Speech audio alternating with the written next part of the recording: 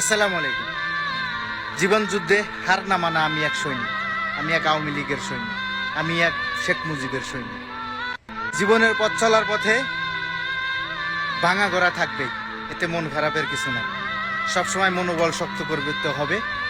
কেউ যদি এই সাংবিধানিক প্রক্রিয়ার মাধ্যমে কোনোভাবে অসাংবিধানিক কোনো প্রচেষ্টা বা উদ্দেশ্য হাসিলের জন্য কাজ করে, সেখানেই আমাদের সমস্যা। সেই ধরনের অরাজকতা করার জন্য বা সেই ধরনের উস্কানি দেওয়ার জন্য অনেক ধরনের মহল, অনেক ধরনের মদতদাতা রয়েছে। আমরা সবাই তাদেরকে চিহ্নিত করার জন্য চেষ্টা করছি।